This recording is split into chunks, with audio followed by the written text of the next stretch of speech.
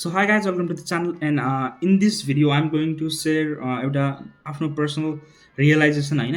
अनि यस यो भिडियो एकदमै र पनि छ. सो भिडियो चाहिँ कसको बारेमा भन्दाखेरि चाहिँ होइन, त्यो डिट्याचमेन्ट र एट्याचमेन्टको कुरा के लाइक भन्नु खोजेको होइन. आई वाज रिडिङ एउटा बुक होइन, the daily stoic.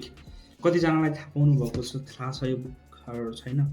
And this is book about स्टोइसिजमको बारेमा. अनि यसमा चाहिँ एभ्री डे एउटा एउटा पेज छ. अनि तपाईँलाई यो बुक पढ्नु छ या यसको केही समरीहरू काइन्ड अफ चिजहरू चाहिएको छ हरेक पेज चाहिँ तपाईँले मेरो इन्स्टाग्राम चेक गर्न सक्नुहुन्छ. सो अनि like I was reading that book होइन. अनि मैले ननस्टप केही महिनादेखि 2 महिनादेखि ननस्टप पढिरहेको छु. फेब्रुअरीमा पनि कन्टिन्युसली पढेँ. अनि हिजो अस्ति चाहिँ मैले त्यो बुकलाई लाइक पढेन. लाइक भन्न खोजेको म अलिक ढिलो पनि उठेँ अनि यस्तै यस्तै झ्याउ लाग्यो, मैले त्यो बुक पढिनँ.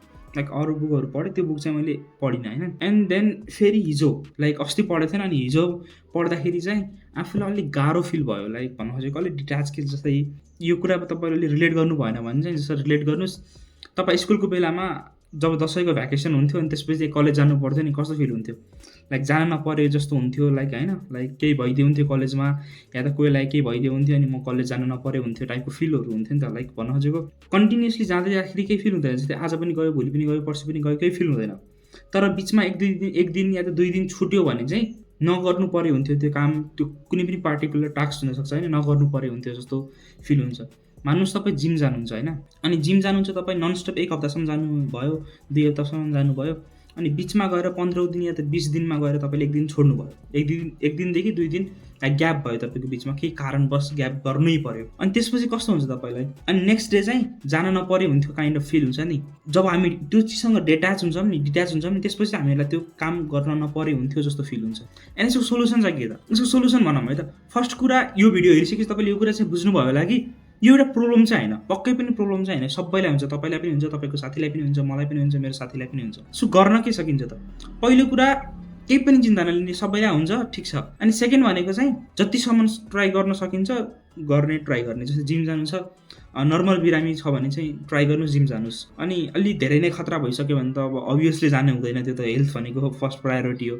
अनि यस सेकेन्ड भनेको त यो लाइक आफूलाई फोर्स गर्नुहोस् त्यो काम नछुटोस् भनेर. अनि थर्ड पोइन्ट चाहिँ के हो भन्दाखेरि, मानुस तपाईँले कुनै पनि कारणवश त्यो कामलाई छोड्नै पर्यो. कुनै पनि रिजन हुनसक्छ. एकदमै त्यो बिजी हुनुभयो तपाईँले जिम जान सक्नु भएन, तपाईँले बुक रिड गर्न सक्नु भएन, जर्नल गर्न सक्नु भएन, द्याट क्यान बी एनिथिङ होइन. अनि तपाईँ एकदमै बिजी भएर तपाईँले एक दिन छोड्नु पऱ्यो. मान्नुहोस् तपाईँले थर्सडे छोड्नु भयो. तपाईँले थर्सडे छोडिसकेपछि चाहिँ फ्राइडे तपाईँले आफूलाई अलि धेरै फोर्स गर्नुपर्ने हुन्छ.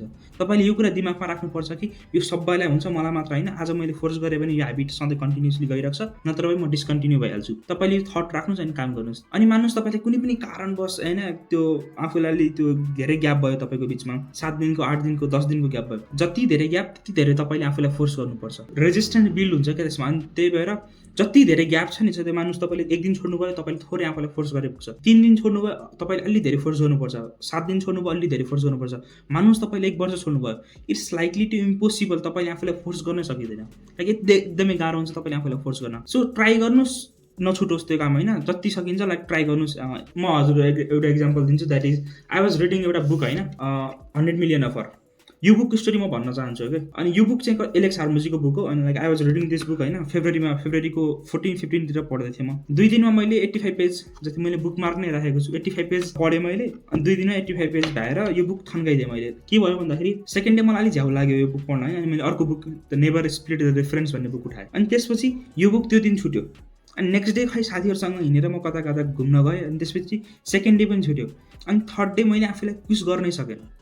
ओके, यो बुकभन्दा इम्पोर्टेन्ट अर्को बुक थियो, तर मैले यसलाई कम्प्लिट गर्न सकेन. So I am giving this as example to you. Okay, अनि so yeah this is the video होइन. अनि एकदमै र छ होइन. अनि यो द स्टोइकको चाहिँ तपाईँले यसको नलेजहरू लाइक यसको समरीहरू म इन्स्टाग्राममा हालिरहेको हुन्छु story through. So you can check there होइन. अनि मेरो हाइलाइटमा गएर तपाईँले त्यहाँ अगाडिका जस्तै जनवरी फेब्रुअरीको पनि सबै पेजहरूको फोटोजहरू छ. You can check that right guys. केही पनि डिलिट गर्नुभयो भने प्लिज कमेन्टमा गएर सेयर गर्नुहोस्. एन्ड कुनै पनि क्वेसन्सहरू छ भने कमेन्टमा गएर सोद्धा पनि हुन्छ. And this is the video. Thanks for watching guys.